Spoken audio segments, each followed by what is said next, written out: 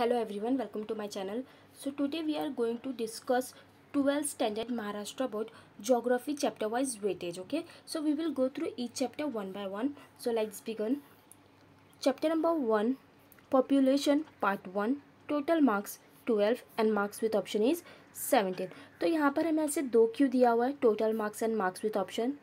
देखो marks with option क्या होता है, जैसे कि हमें पूछा जाता है, देखो एग्जाम में एनी 5 और अटेंड करने कितना, मतलब हमें दिया जाता है 7 क्वेश्चंस और अटेंड कितना करना होता है, वहाँ पर लिखा होता है एनी 5. ओके, सो जो एनी 5 वाले क्वेश्चंस होते हैं ना, वही उसे ही हम लोग बोलते हैं मार्क्स विथ ऑप्शन. जो 17 मार्क्स के हैं वो हमें चैप्टर 1 से मार्क्स विथ ऑप्शन होंगे, जिसमें से 12 मार्क्स हमें कंपलसरी अटेंड करना ही करना. ओके, 17 मार्क्स का क्वेश्चन होगा बट 12 कंपलसरी अटेंड करना ही है. अगर आप लोगों ने ये नहीं किया तो 12 मार्क्स अटेंड, तो आप लोगों के परसेंटेज डाउन हो जाएंगे. ओके, और फॉर श्योर 12 मार्क्स का आपको क्वेश्चन आएगा ही आएगा फर्स्ट चैप्टर से. Okay, now chapter number 2, population part 2, marks total marks 8, marks with option 11. So as it is, जैसे मैंने ऊपर बताया कि हमें ऑप्शन में होगा 11 मार्क्स का, जिसमें से हमें 8 मार्क्स अटेंड करने. Okay, chapter 3, human settlements and land use,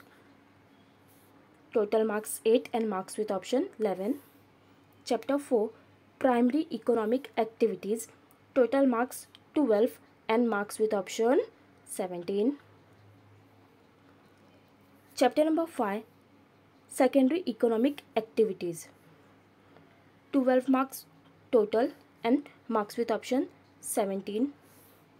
Now chapter number 6, tertiary economic activities, total marks 10 and marks with option 11. Chapter number 7, region and regional development, total marks 10 and marks with option 14.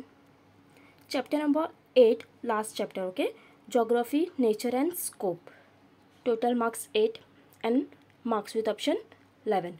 So यहाँ पर देखो, ये हमने total करे तो हमें कितना मिल गया 80. मतलब आप लोगों ने इतने, जितना आप लोगों ने टारगेट यहाँ पर आपको दिख रहा है उतना ही टारगेट रखो. अगर आप लोगों को इतना मिल गया तो आप लोग का मतलब एकदम बेस्ट परसेंटेज आने वाला है. ओके, सो 18 का टारगेट रखो. अगर 18 का टारगेट रखोगे तब जाके 70-75 आता. ओके, सो अब तो ऐसा सोचो कि नहीं मेरे को 18 के भी ऊपर चाहिए तो 18 आ जाए. 18 के ऊपर आ नहीं सकता बट स्टिल ऐसे बेस्ट अपना दो. ओके, और एक बात और आप लोगों को मैं सजेस्ट करना चाहूँगी कि आप ऐसा मत करो कि चैप्टर 1 चैप्टर 2 पढ़ूंगा देन चैप्टर 3 4 5, ऐसे मत पढ़ो. अब वो टाइम चला गया.